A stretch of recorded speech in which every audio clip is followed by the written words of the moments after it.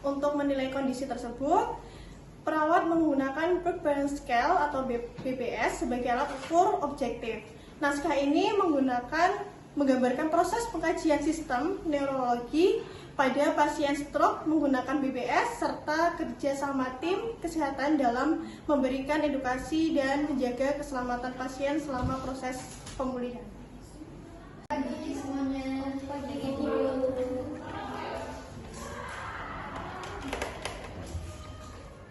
Bagaimana rencana tindakan hari ini? Baik Bu, jadi rencana kita hari ini kita akan melakukan pengkajian keseimbangan terkait menggunakan weight balance scale pada pasien stroke. Harus dipastikan benar ya untuk kriteria inklusinya, karena kan ini pasien kritis, jadi harus benar-benar stabil. Baik Pak. Ya baik Ibu, ini untuk kriteria inklusinya itu yaitu yang pertama usia 18 tahun sampai 20 tahun. Kemudian yang kedua diagnosisnya stroke iskemik atau hemorrhagic. Kemudian yang ketiga dengan kesadaran penuh DGA 19. Kemudian yang keempat dapat mengikuti infusi sederhana. Yang kelima kondisi hemodinamik stabil. Dan yang terakhir ada persetujuan dari keluarga. Kemudian yang eksklusifnya yaitu ada penurunan kesadaran penuh, juga ada tenaga yang tidak stabil dan adalah menunjukkan fase yang lebih berat dulu. Jadi termasuk pasien yang tidak bisa berdiri total ya, sama pasien yang menolak itu total.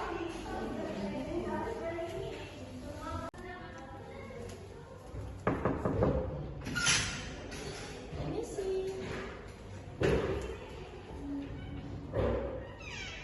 Selamat pagi Bapak. Pagi Sus, Sebelumnya dengan Bapak siapa? Bapak Akbar. Baik Bapak Akbar ya, perkenalkan saya Perawat Risma, perawat yang berjaga pada pagi hari ini ya Pak.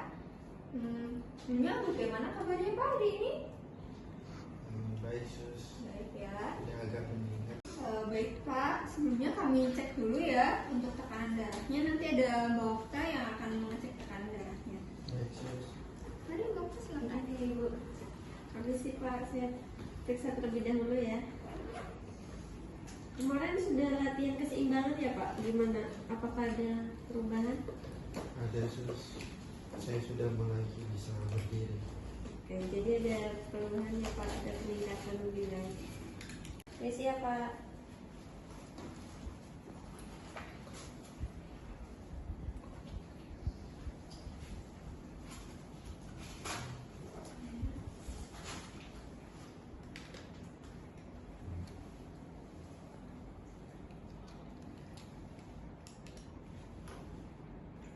Baik Bapak, Ibu mohon izin untuk hasil pemeriksaannya. Ini tekanan darahnya normal 120/80, SPO-nya 98%, respirasinya itu pernafasannya 18, nadinya 84. Jadi untuk kondisinya stabil Bu. Baik. Baik, pemeriksaannya bisa dilanjut ya, tapi harus tetap berhati-hati. Karena kan pasien stroke ini meski stabil, tapi tetap harus Baik Pak Akbar, kami sudah selesai melakukan tindakan tekanan darahnya ya. Untuk hasilnya normal ya, Mbak Okta tadi.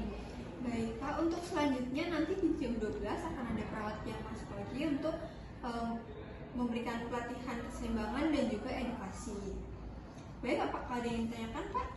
Tidak Sus. Baik, jika tidak, saya dan Mbak Okta kembali ke ruang perawat ya. Jika Bapak membutuhkan bantuan, Bapak bisa tekan tombol di sebelah kanan. Baik, terima kasih Sus. Iya, permisi. Nanti jika ada apa-apa langsung ke dokter aja Bu. Baik, permisi. Permisi Bu. Pak. Baik Ibu, Pak, sesuai kontrak tadi kita sekarang akan melakukan latihan keseimbangan dibantu dengan rekan-rekan saya ya Pak. Apakah Bapak sudah siap? Sudah Sus. Oke, mohon izin ya Ibu. Baik Pak, bisa kita mulai ya Pak, silakan duduk di tepi bed.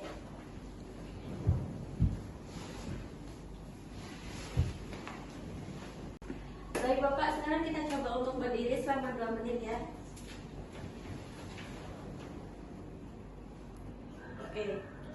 Stabil ya Bu, tapi masih sedikit goyah dengan skor 3. Baik Bapak, sekarang coba pejamkan matanya ya Pak. Oke. Hati-hati Pak, aman skor 2. Bapak selanjutnya nanti coba ambil barang yang di lantai, kemudian nanti berdiri lagi ya Pak. Boleh ini. Oke, bisa dimulai. Oke, berhasil ya Pak.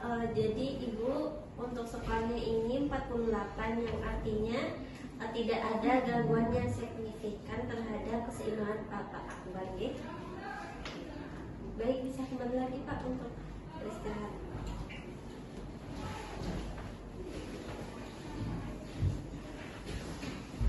Baik Ibu, Bapak tadi sudah selesai melakukan tindakan latihan keseimbangan. Selanjutnya akan dilanjutkan edukasi sedikit terkait keseimbangan tadi Pak. Baik Bu, dari hasil pengkajian sistem neurologi menggunakan Prevalence Scale, Pak Akbar mendapat skor 48 dari 56. Skor ini menunjukkan keseimbangan tubuhnya sudah cukup baik, tapi masih ada sedikit gangguan pada koordinasi dan kekuatan otot Bu. Oh begitu, jadi maksudnya itu sarafnya belum pulih sepenuhnya ya Mbak?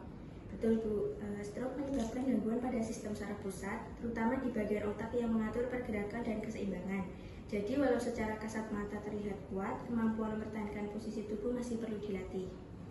Untuk latihan keseimbangan seperti berdiri dengan satu kaki, duduk, lalu berdiri perlahan dan berjalan di garis lurus itu bisa membantu melatih sistem saraf untuk beradaptasi lagi ya Bu. Dan penting juga untuk menjaga keseimbangan saat latihan ya Bu, dan juga keamanannya. Pastikan tidak ada lantai yang licin dan juga ada yang mendampingi pasien. Dan bila terasa pusing, segera hentikan latihannya. Oh oke, baik, jadi latihan ini bukan hanya fisik ya Mbak ya, tapi juga melatih saraf otak agar bisa berfungsi normal kembali. Iya Bu, latihan keseimbangan membantu merangsang neuroplastisitas, yaitu kemampuan otak untuk membentuk jalur saraf baru setelah stroke. Kalau latihan dilakukan rutin, ini fungsi motorik bisa meningkat Bu, dan resiko jatuh juga akan lebih berkurang. Oh, oke, baik, kami akan bantu latihan setiap harinya di rumah. Terima kasih untuk penjelasannya Mbak ya Dok ya, terima kasih. Sama-sama Bu, semangat ya Pak Akbar. Dengan latihan teratur dan pengawasan keluarga, kemudian bisa lebih cepat. Baik, terima kasih. Baik Ibu, apakah ada yang ingin ditanyakan Ibu? Jadi intinya saran dari kami, nanti jika ada waktu kosong dan luang silahkan untuk dicoba yang sudah kami ajarkan tadi secara perlahan dan pelan-pelan saja, jangan dipaksakan. Baik, jika tidak ada sudah cukup ya Ibu, Bapak, kami akan kembali ke perawat. Nanti ruang perawat jika nanti ada yang ingin ditanyakan atau ada yang ingin butuh bantuan bisa datang langsung ke ruang perawat. Baik, semoga lekas baik. Terima kasih. Selamat pagi, izin melakukan dari hasil pengajian jadwal keseimbangan ini ada 10 pasien. Nah, yang dari 7 pasien ini mengalami gangguan keseimbangan, lalu yang 3 pasien ini tidak mengalami gangguan keseimbangan. Saya izin menambahkan, itu sangat wajar karena stroke dapat mempengaruhi sistem saraf pusat dan postur. Jadi fungsi keseimbangan pasti terganggu di awal. Baik, betul sekali. Tapi hasil BPS ini menunjukkan pemulihan fungsi motorik mulai baik. Ini juga satu terapi lanjutan. Hasil ini juga membuktikan bahwa BPS dapat digunakan kawan sebagai alat ukur neurologi yang objektif. Dan yang terpenting, seluruh kajian dilakukan setelah pasien stabil secara hemodinamik, itu sesuai dengan prinsip keamanan pasien kritis. Baik, selamat siang semuanya. Hari ini kita berhasil melakukan epidemiologi ya pada pasien stroke mendalam.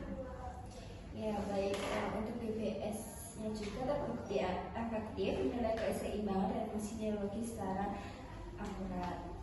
Oke, dan yang paling penting, semua tindakan dilakukan dengan memperhatikan kriteria inklusi dan eksklusi karena pasien kita termasuk pasien kritis neurologi.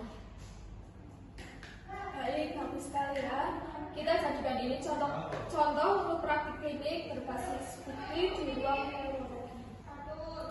Mungkin itu saja yang bisa kita diskusikan untuk siang hari ini.